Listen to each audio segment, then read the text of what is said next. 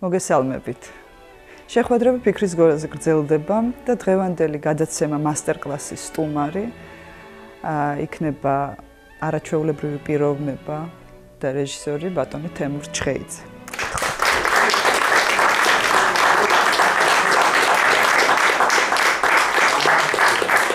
რა არის ჩემთვის თეატრი? რას ესე ცოტა ისეთი შეკითხვაა, მაგრამ თეატრი არის ცხოვრების წესი, თეატრი არის პროფესია, ჩემი თეატრი არის ჰობი.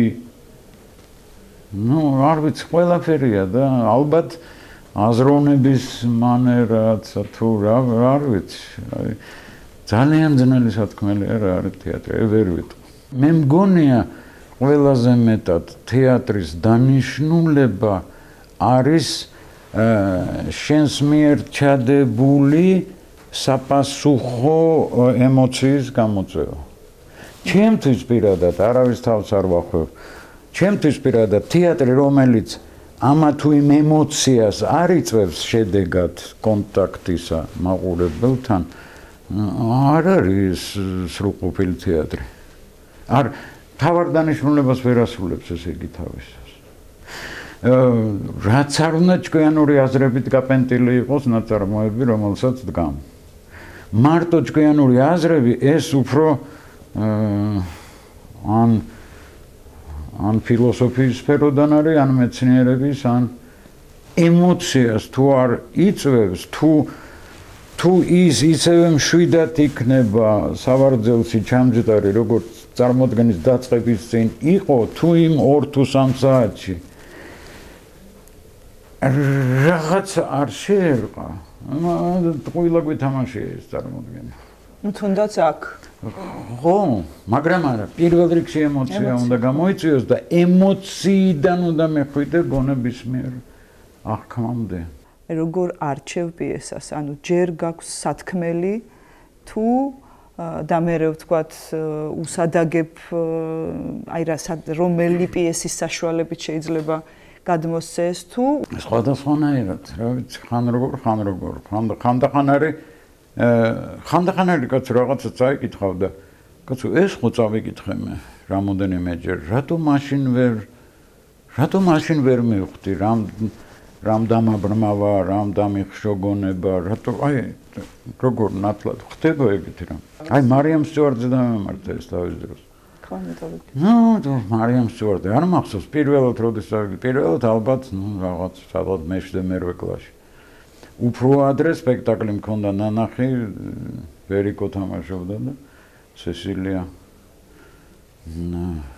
სესილია ელისაბედს ვერიკო შესატყვისად იმას თვითონ მარიამ სტიუარტს და რაღაცები დამამახსოვრდა ეს 2 ტიტანი, ესენი მართლა ესენი იყვნენ. მაგრები ძალიან. ეს დამამახსოვრდა ბავშვობიდან. მე წავიკითხე, რომ ვითხრა ახტაცება და მე უკვე წავიკითხე რაღაცის გამო, არ მახსოვს. ხო, პირველი რუსული თარგმანი როგორი იყო, იმან სუდამაშორა მარიამ სტიუარტი. ახლა გაგიკვირდება მარიამ სტიუარტი დავდგი იმიტომ, რომ წავიკითხე პასტერნაკის თარგმანი. აი წინა თარგმანები რო წამეკითხა, რუსეთში რა კიდე. სულ ცოდვილა და არც ქართული თარგმანი არ არის ჩემი და უცებ პასტერნაკის თარგმანმა ვაიმე რამდენად ეს პასტერნაკი რა შევა, იცი, აი იმდროინდელი პიესა მოაკაია. ძალიან მაგარი. ხანდახან არის აი ახალ ნაწარმოებს წაწყდები და უცებ ვაი შენია. ოღონდ მაგ შემთხვევაშიც აუცილებლად პიესას ვაფასებ რითი, რომ ჩემზე მოახდინა ემოციური შთაბეჭდილება თუ არა. პირველი წაკითხვის ჟამს, აი რომ ჯერ არ იცი ყველაფერი პიესაზე, მხოლოდ კითხულობ და რაღაცა აი ეს და მე ვცდილობ აი ის არ დავკარგო შიგნით, აი პირველად რამ მოახდინა ჩემზე და ის გადავწე დარბაზში მყოფს. ის მერე სხვა რაღაცებითაც იფსება ცხადი. უკვე როცა მუშაობას იწყებ, ფიქრს როცა იწყებ. აუცილებლად უნდა ვიცოდე, სხვანაირად მუშაობა არ შემიძლია. რისთვის ვდგამ, რისთვის? ხო, ეხლა რა მინდა? აი, მოდის მაყურებელი, გაცრავად პასუხია, იხდის ფულს. რაზე უნდა გადაიხადოს ფული? და საერთოდ რაზე უნდა დაკარგოს ცხოვრებიდან 3 საათი? შენ თუ აი რაღაცას არ უზიარებ და ემოციურად ითრევ, ხო, მაგრამ აი რისი თქმა, რატო ვდგამ? რო არ დავდგა რა მოხდება? არც არაფერი. ხო? ამიტომ აი მე რა აუცილებლობაა იმისა, რა არ მასვენებს და რატო ვდგამ? თუ არა მაქვს ეს პროცესი, ანუ დადგამ რა, დაანებე თავი გაჩვენე. ჩემთვის მე არავის არ ვეუბნები. მე უნდა ვიცოდე, მე ეს ნაწარმოები 10 მცნებიდან რომელს აი მე მიადვილებს ეს საქმე. თუ ვიცი 10 მცნებიდან 10 მცნებაში მთელი ჩვენი ცხოვრება შედის, ხო? და 10 მცნებიდან რომელია დარღვეული აქ ამ იცი რა, თუ 10 მცნებიდან ერთ-ერთი დარღვეული არ არის, არ ღირს იმის დადგმა. იმიტომ რომ დგამ იმაზე, რომ დაირღვა რამ დაარღვია, რატომ მოხდა. აჩვენებ იმ კატასტროფას, რომ იმან მერე თავი დაიცვას და არ შეემთხვა ცხოვრებაში. რა თქმა უნდა, ეს ილუზიები, ახლა რომ ჩემი სპექტაკლის გამო ვინმე რამას არ გააკეთებს, ეგეც სულელიც კი არა ვარ, მაგრამ იცი, თუ ეს არა გაქვს, თუ ამის ეს არა გაქვს. ჭკუის დარგება არავითარ შემთხვევაში.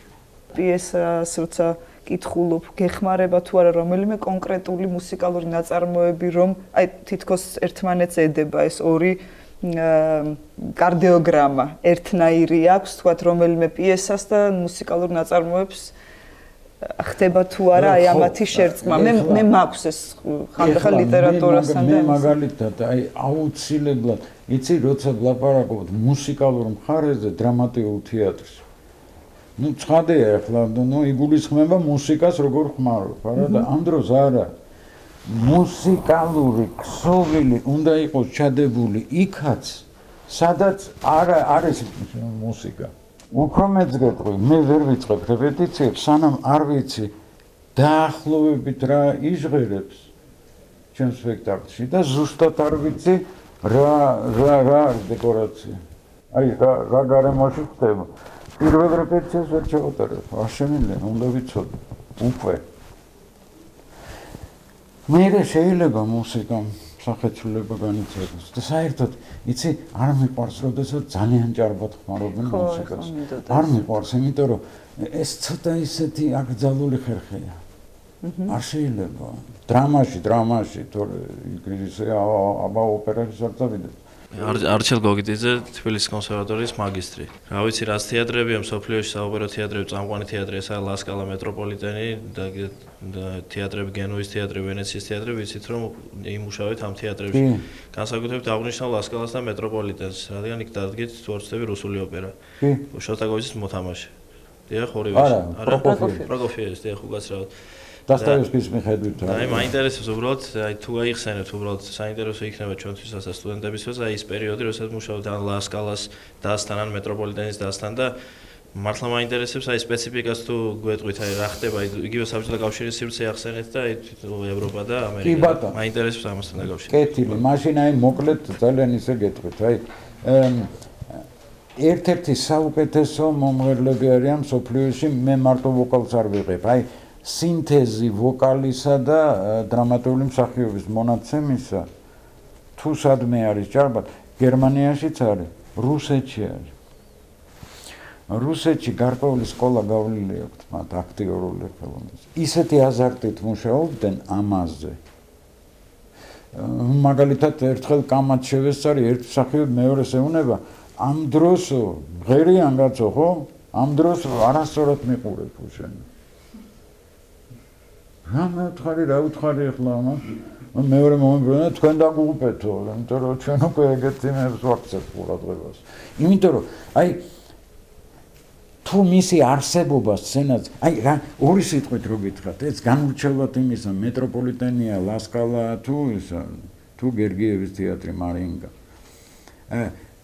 იცით რა, აი ინტონაცია, რომელიც ქმნის, არა, მუსიკაზე არ ვილაპარაკებთ ხო და ინტონაციაა ის, ხომ? დრამაში ყველაფერი ჩემი და ჩვენი მოსაფიქრებელი. დრამაში წერია სიტყვები. სიტყვებიდან ვიგებთ სიუჟეტს. მაგრამ დრამაში ჩვენზეა დამოკიდებული რა კი არა, რა წერია. დრამაში ჩვენ ვაკეთებთ როგორ. არა, აი, იმიტომ რომ ოტელო ყველა მის ახლა წაკითხული რო არა აქ იმანაც იცით რომ ვარიანტი რა ვერ გადარჩება ეს დემონა და აღჭურს ბოლოსი აუცილებლად. ხო და დღესაც ესე დამთავრდება. რა თქმა უნდა, მაგრამ წარმოდგენაზე რომ მივდივართ, იმიტომ რომ ვნახოთ ეხლა აი ამ შემთხვევაში როგორ მოხდება ეს. კარგად და ცუდად კი არა მარტო, აი რა ვერსია, აი რანაირად ესე იგი დრამაში ინტონაციაც შემზია და ოპერაში ინტონაცია უკვე შეკვეთილია, იმიტომ რომ დაწერილია ნოტები. ესე იგი აი ერთ ასეთ მაგალითს მოგიყვანთ. მე არ დამიდგამს ბორის გოდუნოვი, მაგრამ არ დამიდგამს ოპერაში და დავდგი იმაში, რა ქვია, დრამაში, სადაც მუშაობ. იქ არის სიკვდილის წინ ბორისი შვილს უბარებს რაღაცას რომ ესეკენი მეფე ეს უნდა მოიქცეს, ეს უნდა გააკეთოს, ეს არ გააკეთო არაფრით და თან უნდა რომ მოასწროს თქმა, მე ასე გავაკეთე.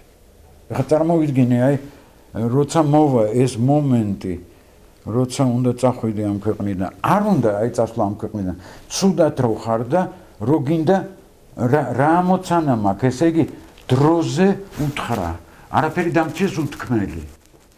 ამიტომ იმ სცენის ტემპო რიტმს დრამაში მე გამსაზღვრავ. მუსიკაში, ოპერაში არ მაქვს ამის უფლება, იმიტომ რომ მუსიკა შეკვეთილი აქვს უკვე ის მე ვერ ავაჩქარებ იმას, რაც არ უნდა გერგიევს თქო. მუსორგსკიმ დაწერას, მუსორგსკისთან ეს ჟღერს შესანიშნავად, მაგრამ ჟღერს ჩემთვის სუბიექტურად და ყოველგვარი ხელოვნება მხოლოდ სუბიექტურია, არავინ მოგატყუოთ რომ ობიექტურია. ობიექტური ეს არ თუ ობიექტური რას ნიშნავს ობიექტური არ ვიცი, იმიტომ რომ ხელოვნებაში მე ჩემ სუბიექტურ ვერსიას გთავაზობ თქვენ როცა ვდგამ. ეს არის ჩემი სუბიექტური აზრი. და უყურე იქ ინტონაცია.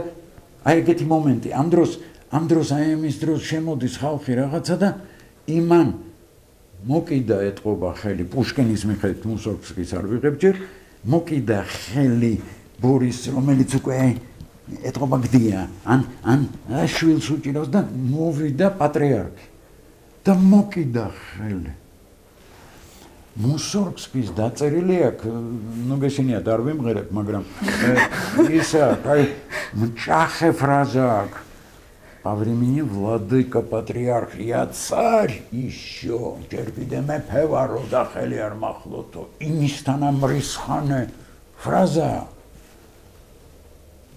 ვერ გაიქცევი ამას უკვე ოპერაში როგორ გაიქცევ ამ დროს დრამაში გავაკეთე რომ რა შვებიო არ გინდაო რა ნახევრად ჩურჩულით მეფე ვარ მეჯერო და ამის ხელიო ხალხი უყურებსო ესე იგი სრულიად სხვა ვერსია ოპერაში ამას ვერ იზამ ცხადია ოპერაში ჩემი ვალია მსახიობი მხოლოდ იმიტომ კი არ დაზეპირებული აქვს პარტიტურა მივიყვანო იქამდე რომ იმ ბგერას ესე რატომ ღერის რომ ყველაფერი გამართლებული იყოს იქ ფსიქოლოგიურად იცი არ გამოვა ყველაზე აქტიურად ამაზე პირველად ჩემ ცხოვრებაში გამიმართლა პირველივე ოპერაზე რომ შემხვდნენ მშვენიერი მომღერლები და მსახიობები. იმათთან თავისუფლება მივეცი ყველაფრის. მე ზუსტად ისე მუშაობდი, როგორც დრამაში, ნატალია. აი ნამდვილად გეუბნები. აი მაგალითი ძალიან იტალიაში ხა, იტალიას რა თქმა უნდა კომენტარი, ხო? რამხელა ტრადიცია და საერთოდ ოპერა ბოდიშ შეხვდი, მაგრამ ხო და იტალიაში ხა დონ კარლოს როდრიგო კვდება. მაგრამ როდრიგო რო კვდება, მე 4 ტაქტი არის ორკესტრში. ხო, სროლის მერე კიდე ბევრს მღერის კაცო, აღარ გაათავა. აღარ მოკტა კაცო. როგორ უნდა ინატრო კაცი სიკვდილი, მაგრამ არ მესმის იმდენ ხანს რატო ყვიოს, მაგრამ ნუ ამას ვის ვეტყვი, ხო? დააჭრეს იმღერა და დამთავრდა ამის ვოკალი. მე 4 ტაქტი არის ორკესტრში. ამას ვიუბნები მომღერალს, იტალიელს. მე ვთხარი, აი ეს ხო დამთავრეს, ხო? აი ხა ეს რაღაცას უხსნი, რომ აი მე ვთხარი, იცი, ცუდად გახდა და გაიქცა. ინსტინქტურად გარბის, მე ვთხარი, გონებით კი არა, აი ამ კიბეზე ავარდა და აი იქ მოკტა თქო. არა მომითხარ, რატო? სუნთქვისთვის არის მავნეო, რაღა სუნთქვისთვის მოკდა, მე ვთხარი, მოკდა, გარდაიცვალა. ამხანაგი როდრიგო გარდაიცვალა. ეხლა რაღა გინდა სუნთქვა, ნუ გეუნები. ნახევარი საათი უმტკიცე, მოდი აქ. სუნთქვაზე, აი სუნთქვა რო აგიჩქარდება, რა ზარავდება? ვოკალი, ხო. აღარა გაქვს ვოკალი. შემდეგზე ხმა უნდა ამოიღო, ხვალ კი არა, ზეგ გაქვს ამღერი, დღეს რო იმღერებ, ხო? აი რა მე მითხრა ვერ მოვასწრებ 4 ტაქტში. რას ვერ მოვასწრებ, კარგი, პიანისტკას ვუთხარი, დაუკარი მე ვუთხარი. ოდენო მომატე ტემპს. მე არ გავქცეულ ვარ, ჩქარი ნაბიჯით ავედი და 1 ტაქტი დამრჩა და ზემოდან უყურებ ამას. და შენ გეუნები გამოიქეთ. არა, სუნთქვაზე. კაი ჯანაბა, მოკოდი აქ და ჩაძაღავდი. აჰა. ხახობუტია სამედიცინო უნივერსიტეტის სტუდენტი. მე მინდა კითხოთ, რამდენად არის რეჟისორის ხელში? რამდენად იქნება ემოციური სპექტაკლი? რამდენად არის დამოკიდებული მსახიობებზე ან თუნდაც მუსიკის სტილზე ან არის თუ არა საერთოდ დამოკიდებული მაყურებლის განწყობაზე ან შეგნებაზე? აი ყველაფერი რაც ჩამოთვალეთ, ყველაფერზეა დამოკიდებული. აი დავიწყოთ მაყურებლიდან. ნიჰილიზმი თუ არის დარბაზში იმ დღეს მოჭარბებული. მაგამოა. აი მსახიობზე და რეჟისორზე რამდენად არის დამოკიდებული? ყველაფერი დამოკიდებულია რეჟისორზე. იმიტომ კი არა რომ ცენტრალური ფიგურაა. იმიტომ რომ ხო თეატრში ასე ამბობენ. სპექტაკლი თუ ცუდია რეჟისორის ბრალია, თუ კარგია მსახიობების მსახურება. აი უბრალოდ რამ, აი თეატრალური ხალხი რო ბრძანდებით, ესა თუ ის ეპიზოდი რაზეა? რატომ არის საჭირო რომ ეს ეპიზოდი იყოს? თუ ეპიზოდის ამოღებით არაფერი არ იცვლება, ზედმეტი ყოფილა. მარტივად. თუ იცი რა ეპიზოდ გადაბმული უნდა მიგიყვანოს იმ თავარ აზრამდე რომელსაც დგან. თუ არა რაღაცა გაქვს მოუფიქრებელი შენ რეჟისორს თუ მოუფიქრებელი გაქვს საშინლად ფართხალებს მსახიობი. იმიტომ არ იცის იმან რა ერთხელ მქონდა ესეთ შემთხვევა რომ ნუ ახლა მუშაობენ მსახიობი და ახალგაზრდა რეჟისორი დგამ და კარგი ბიჭია ის ნამდვილად იქნება რეჟისორი ვიცი მაგრამ პირველად ნუ რაღაცა მოკლედ გამოსასვლელია უკვე წარმოდგენა და რაღაცა იქ ვერ შეთანხმე რაღაცა მივედი რა შეასაქმე აბა მიამბეთ რა დავისვი ეს გვერდზე ვეუნები აი შენ მიამბე რა გინდოდა ამ ეპიზოდისგან და მე შევეცდები მოგეხმარო გაკეთებაში აი ან თუ არ გემორჩილებიან მსახიობები აი ერთი მსახიობი მოვიდა და ჩუმად ყურში იცით რა მოდით ესე შევთანხმდეთო მაგან თქვენ გიამბოთ რა უნდაო და თქვენ ჩვენ გითხარით ამას უდიდესი მნიშვნელობა აქვს იცი ერთია მოფიქრება მეორეა ამის გადაცემის უნარი და მესამეა ამის გაკეთების უნარი მოფიქრებით შეიძლება სრულიად სხვა პროფესიის ადამიანმა იმისთანაც საინტერესო რამ მოიფიქროს მაგრამ იმის ამათი მეშვეობით რეალიზაცია არ იცის იმან როდის რა უნდა უთხრა არტისტს ეს უკვე ცალკე თემაა კიდე როდის უნდა პირიქით დაუყვავ სპეციალურად ამას წინასწარ ღმერთთან უკნას რომ ეფიქრო მაგრამ როდის დაუყვავო როდის უთხრა რომ ისე როდის კითხო რომ არ გწვენია რას აკეთებ ახლა შენ როდის საჯაროდ უთხრა შენიშნა, როდის შემატყურში გააჩნია. ხანდახან პირიქით, პირიქით, დაუნდობლობა, დაუძახებ ყველას და იცით რა, ეს რო აკეთებს, არ გაბედოთ ესე გაკეთება. არ შეიძლება ასე გაკეთება. გასაგებია, ამიტომ. მორჩა. მე როდის მოითვინიერო, როდის ეგ არის. ყოველთვის მე დაკვირვებული ვარ, მსახიობები ძალიან ბედნიერები არიან, თუ კი მუშაობის პროცესში მათ შეძლეს საინტერესო, რა თქმა უნდა, ყველას უნდა კარგი სპექტაკლი გამოვიდეს, მაგრამ თუ მუშაობის პროცესი საინტერესო იყო, რომც ჯვარი გწერი არ გამოვიდეს სპექტაკლი, გვაპატიებენ მსახიობები ჩვენ. იმიტომ რომ მე შევსწრები ვარ იმას, რომ ერთმანეთს რო ჭამენ ხანდახან არის ხოლმე ეგეთის. ვერ გაუგეს ერთმანეთს და იმიტომ ვერაფრით. აქედანაც აგრესია მოდის. ის კიდე მარტო არის, ის ჩაიკეტა, ის ეხლა მე ვცდილობ რომ რაღაცა გავაერთიანო. მაგრამ თუ ეს პროცესი ესეთი იყო და მე მოხდა რაღაც სასწაული, იცი, ერთი კვირა, იმიტომ კი არა მე უშველე. მე მხოლოდ იმის საფუძველზე რაც იყო, ოღონდ იქ იმდენად ვერ იტანდნენ ერთმანეთს. რომ აღარ იცოდნენ რა არის კარგი და რა არის. მსახიობი ძალიან დაუნდობელი ხდება, როცა არის რეჟისორს რა. იმიტომ რომ გამოსავალი არ ხო?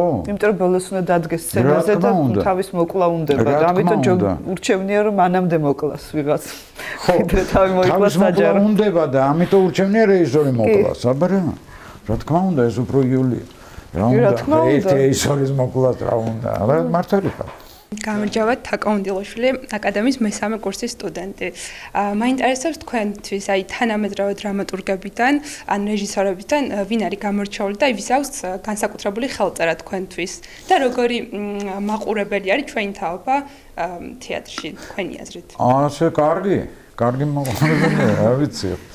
ეს კარგი, მაგრამ მე მინდა რომ თქვენ თაობაშიც არ დაიკარგოს ის, რაც ჩვენს დროს იყო, ხო?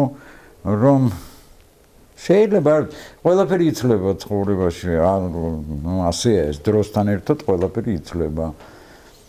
გარეგნული ფორმაც, არსიც, რა ვიცი, ბევრი რამ, მაგრამ თავარი დანიშნულება თეატრისა არ მინდა რომ დაიკარგოს და თქვენ თუ მაყურებლები იქნებით, რომ თქვენ არ დაკარგოთ ეს, რისთვის მოდიხართ თეატრში, თუ მოდიხართ. ეს ძალიან მნიშვნელოვანია. არ შეიძლება რა თეატრი იცით რა, არ შეიძლება თეატრი მარტო გასართობი ადგილი იყოს. არ შეიძლება. არ შეიძლება და ტყუილია ეს რომ კომედიას მეტი მაყურებელი ყავს. არა. კომედიასა და ტრაგედიას შორის, იცი? ეხლა არ ჩაგაგდებ უხერხო მდგომარეობაში. რა განსხვავება? ეხლა არ მითხრათ იგიცინიან, არ კარტერიან. ეგრე არა. ალბათ კომედია შეიქმნა იმიტომ, რომ კომედია, კლასიკური კომედია, კომედია დაცინის ან აცინებს მაყურებელს ჩვენს ადამიანურ მანკიერ თვისებებზე. კომედიის იმაში რა უნდა იყოს? მოტყუებული ქმარი, იქ ვიღაცები შეეშალათ, ის თურმე ქალი ყოფილა და კაცის თანსაცმელი აცვია, ეს ვერ მიხვდა, ის ძუნწია, ის ყოველთვის რომელიღაცა მანკიერ მხარეზე იცინის მაყურებელი. და ტრაგედიაში საპოვნია ჩვენში თუ რამე საუკეთესოა. თუ არ არის ან გვიოცნებია, ან ტრაგედია უნდა მიწვდეს იმ ადამიანში საუკეთესოს. მიუხედავად იმისა, რომ ის აუცილებლად იღუპება ფინალში. ადამიანს რატო ჭირდება, იცი, სხვის დაცინვა? თვითონ გონია რომ უკეთესი ხდება ამისგან.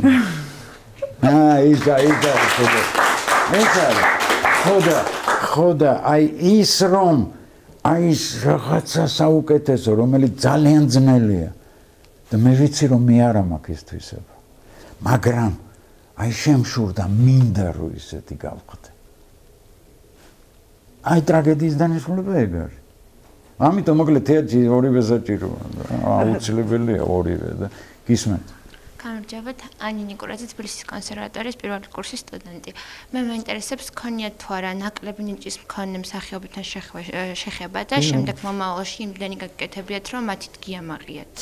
კი, ოღონდ ძალიან დიდი სხვაობა არ ყოფილა, მაგრამ აი, ასეთ შემთხვევები მქონია მაგალითად, რომ აი დავუშვათ პირველ მეორე კურსზე გონიათ, რომ არქია ხა ეს ამ მსახიობი გახდება და დამდგარა მსახიობი. ასეთი მქონია ნამდვილად.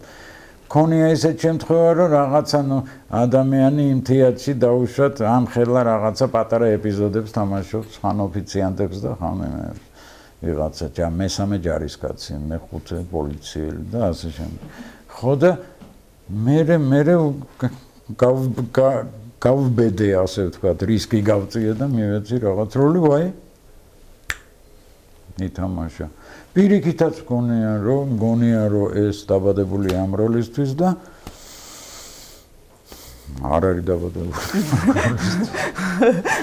ხო, რა თქმა უნდა, ყველა შემთხვევა მქონია, მაგრამ აი ის კი მართალი ხართ, არის ხოლმე ხანდახან რომ ხშირად არა, მაგრამ ხანდახან არის, რომ აი დევს რაღაცა მასში აშკარად, აი რაღაცა გაწუხებს, იცი, ვერ ჩამოგიყალიბები, აი რა აქ ამ ადამიანს, რაღაცა აქ, მოიცადე, რაღაცა აქ.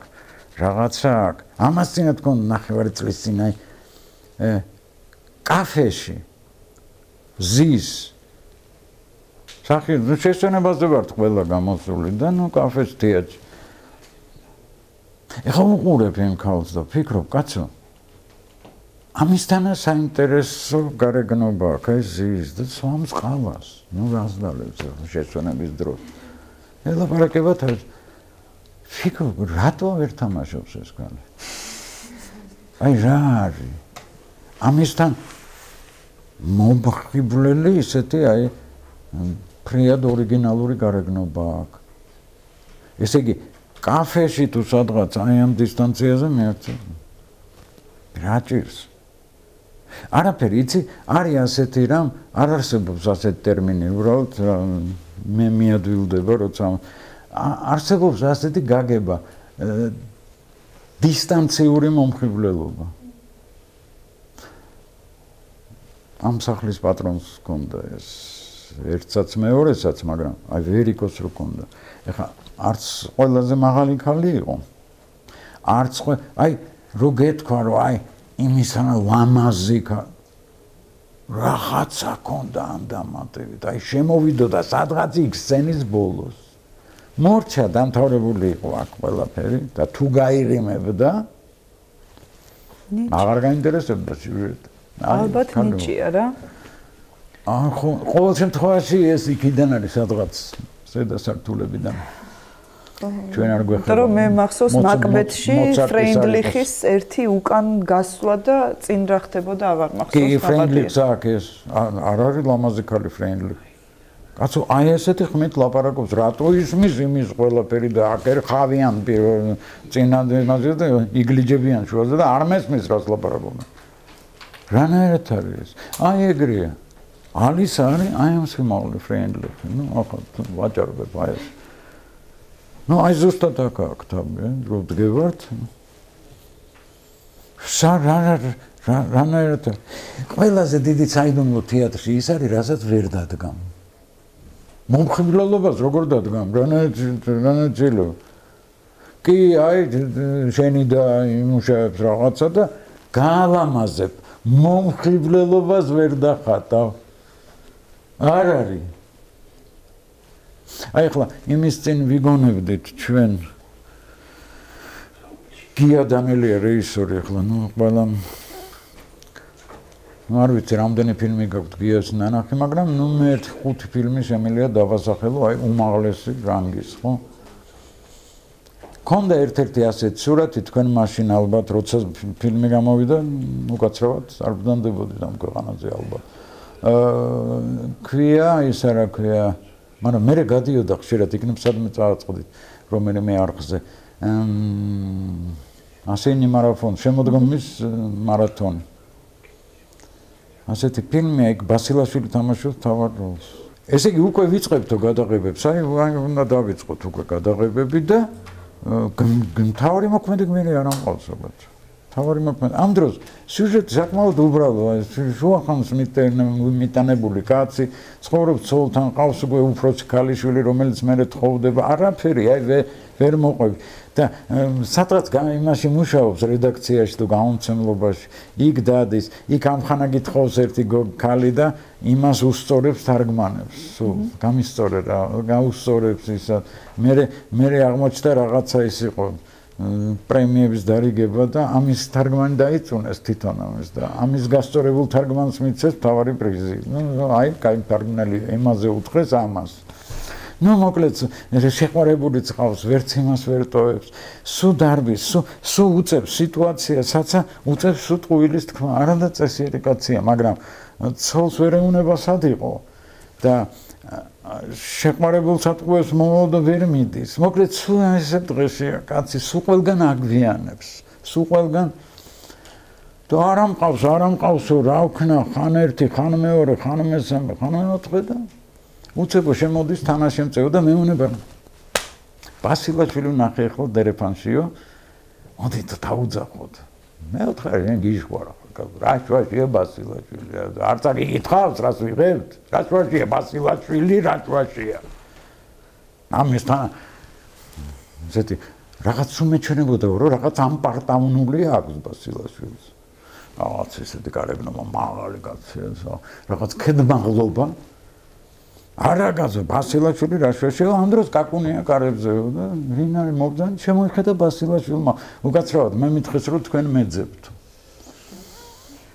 რა ვქნა ახლა და ნუ მე ვთხარიო ფოტო გადაუღეთ ამას და თუ დაგჭირდით გამოგიძახეთ მადლობთ რომ მოხვედით და როგორც კი გავიდოთ თანაშემწეს ვთხარიო მოკლა გაგაგდებს სამსახურს ვინ კითხავს შენ ბასილაშვილის დაწახებას უჩემოთ ნუ ამ გოგო ცრემლები წამოვიდა რა არ დავიგონო აქ მე არ მეყმარს ეს ბასილი მორჩ კაი დამთავრდა სამუშაო დღეო და ჩამოვდივართ მე და ოპერატორიო რაღაც ლაპარაკობთ გავედით ამ გასასვლელში მოსფილმის და იქ ვდგევართ ლაპარაკობთ უცებ ეს დავინახეო რომ ბასილაშვილი გამოვიდა და შევამჩნიო რომ აი ადრე რო სეტკები იყო გახსოვს აუს ეს უჭირავს და კეფირი უყიდია და ის ჩაუდიაში და მიდისო ჯერ ეს ვერაფრით ვერ დავაკავშირეო ესეთი ისა მის ნუ აქ ველაპარაკები ოპერატორსო და იქ გადასასვლელი იყო ყოველ შემთხვევაში ადრე ასეთი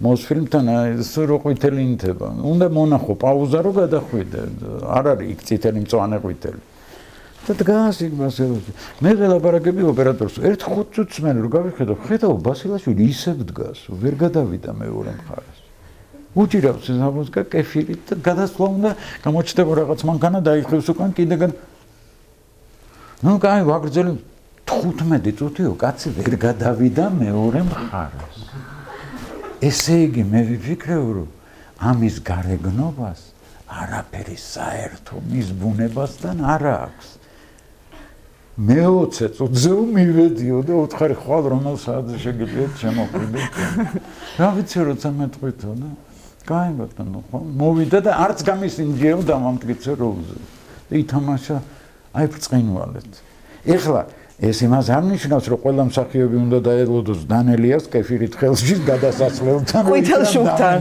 ხო გააჩნია რას იღებს მაგაში ერთი იქ უნდა დავდგე გააჩნია რას იღებს ხო მაგრამ თავის მხრივ ხო და ამაზე მოხსები აღარ მოგაწყენთ თავს თავის მხრივ ბასილაშვილმა მithქვი ძალიან საინტერესო დაკვირვება გიასთანო რეპეტიციები თითქმის არ ქონია აი მარტო გადაღების წინ აკეთებს რეპეტიციას ამ ეპიზოდის ისე კიო საუბრობდით სხვათას მაგრამ ოღონდო უნარი აქო უტყუარი რაღაცა ერთი გითხრას მაგრამ ეს გამოდის რომ მე მთელი როლის გასაღები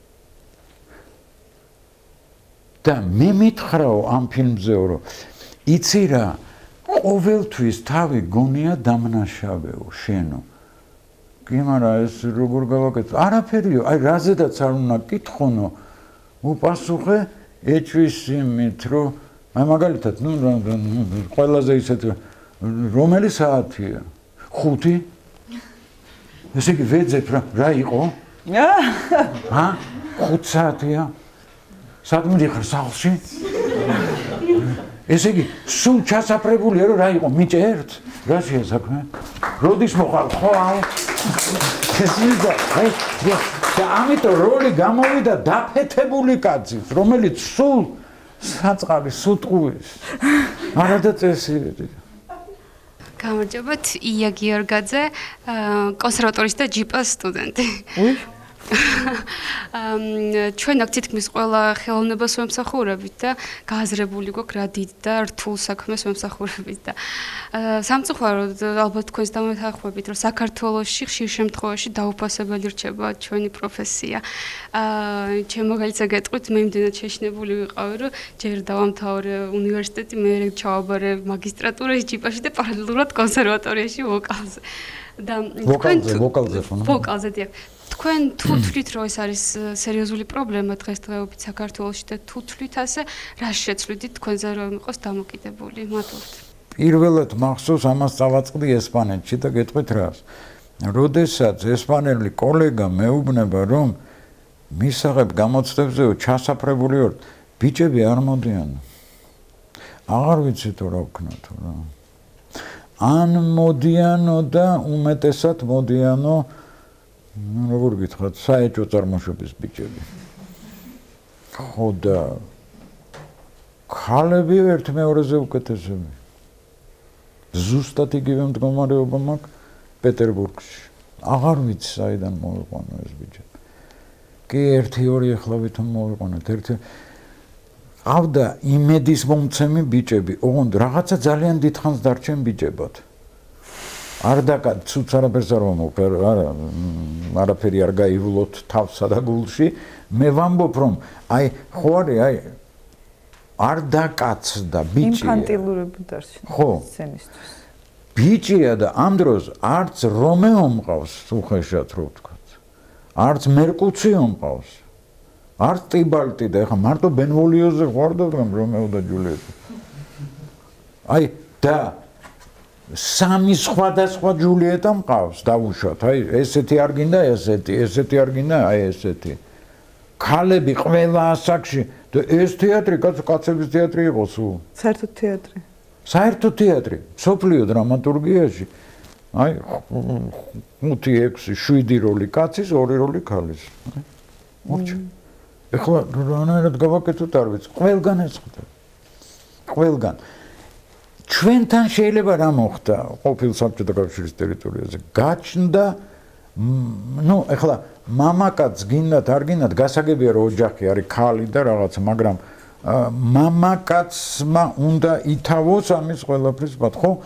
გაჩნდა ბევრად უფრო ისეთი პროფესიები, სადაც მეტად ანაზღაურებადი, მეტად ეთყობა ამანაც განაპირობა რა. არტისტობით ოჯახს ვერ შეინახა. მოსკოვში ეხლა ერთი კვირის წინ ბიჭი ვნახე, ვიცნობ იმ ბიჭს კარგად, მაგრამ რო გახდა 25 წლის თუ რაღაცა ბიჭო, ვიფიქრობ რა, ერთი ეგეთი ბიჭი თეატრში მომწოდა. რა უნდა ამას ბიზნესში რა? არა, ეხლა ცალკე ფირმა უნდა გავხსნო, მეთქა. აბა შენიც ცისფერთვალება ქერათმიანი 2 მეტრიანი არ არის, მაგრამ ყოველ შემთხვევაში 90 უკრაკუნებს ალბათ რანაირი. როგორი მდიდარი გარეგნობის პატრონი, ეს ვინ არის? ბიზნესში ვარ, რა გინდა? არ ვიცი. რა შევცვლიდი? მეტ ყურადღებას მივაქცევდი საერთოდ სწავლების პროცესს. ასე მგონია მე. იმიტომ რომ არის რაღაცა, რაც თავის დროზე აკადემიაში, კონსერვატორიაში, თეატრალურ უნივერსიტეტში, არ ვიცი, ყველაფერს აქვს თავის პერიოდი. პირველი 2-3 კურსი თუ არ არის ეს სკოლა, რასაც ქვია, თუ არ არის, მარტო ნიჭიერებით საქმე არ გამოვა. ჩვენ ძალიან ხშირად საქართველოში გქონა, ნიჭია ნიჭი ძამიკო ნიჭიო იმან რო თქვა, ის გადამწყვეტია ნიჭიო გალაქტიონმა თქვა, თორე დანარჩენი არაფერი არ აკეთოთო, არ უთქვამს იმ კაცს. ფეხზე გადაიდეთ და მარტო ნიჭის ანაბარა იყავი თუ არ უთქვამს ეგეთი რამე. ვერ იტყოდა. მინდა რომ ავტოგრაფი დაგვიტოვო ჩაპლინის თვალებზე, შენს უკან არის ასეთი. ჩაპლინის თვალებზე რამეს წერა შეიძლება? ჩაპლინის თვალებზე ჩანს.